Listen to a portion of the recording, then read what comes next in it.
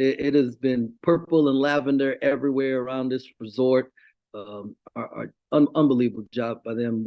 They definitely gave us an advantage out there, and so thankful for their support. We told our team before the game started, they're an NCAA tournament team from last year. They're an NCAA tournament team this year. They returned a lot of players with a lot of minutes, and this was a big one, man. This showed a lot of growth from the first game against USC, and thought we did a lot of really good things. Still got a lot of room to improve, but thankful that we'll be able to learn from a win.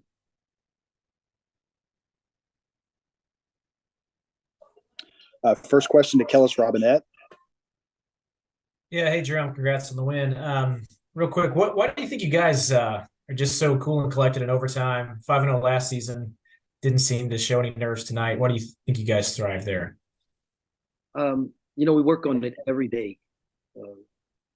Every single day we work on end the game situations and play.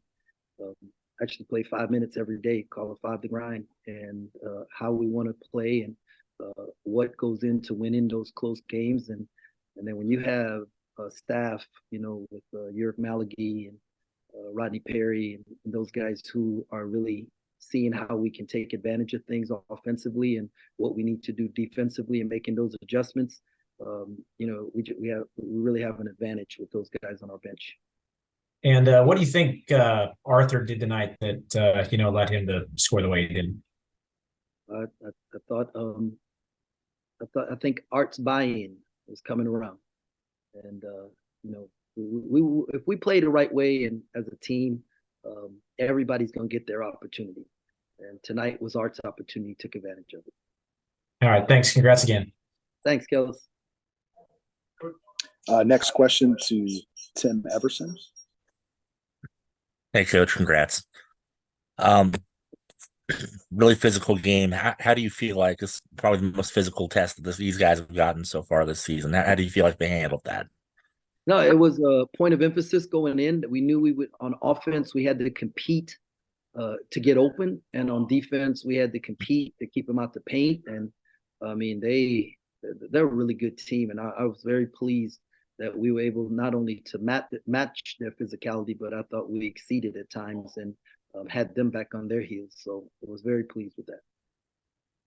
And then everyone says it comes down to the little things. Free throws became very big here. Obviously, Tyler hit all of those. How big was Tyler today? Yeah, well, I mean, he's a 90% free throw shooter. Blessed last year with Marquise in the last, I think 2 minutes of a game. I don't know if Marquise Noel missed a free throw. And Tyler Perry is very similar in that makeup, that he wants the ball, he wants it in those situations. And so he had some really good plays where he made passes to guys too late in the game. Shows like his point guard mindset is really developing. And we got a long way to go, but I love his growth that's taking place. And then from the dust up there at the end, it didn't seem like Day was instigating anything there. Is he going to be all good to go for Sunday?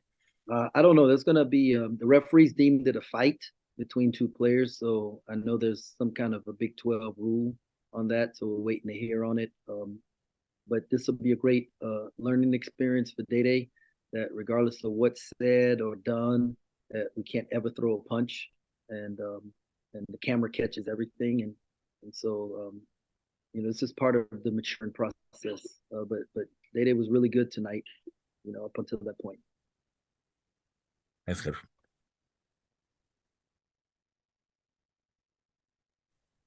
Other questions for Coach?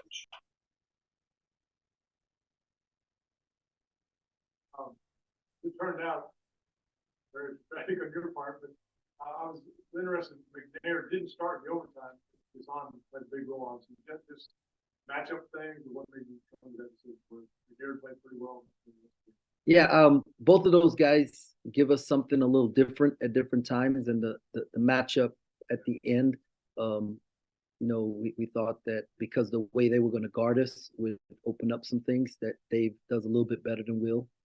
And I was just so thankful both of those guys bought into what we needed them to do and did it with great energy and passion and cheered for each other. Right call.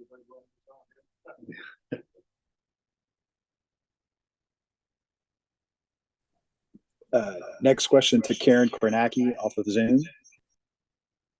Coach, can you hear me okay? Yes, ma'am. I haven't had the privilege to meet you, and one day it will happen. But two questions. First of all, how do you blend players so well?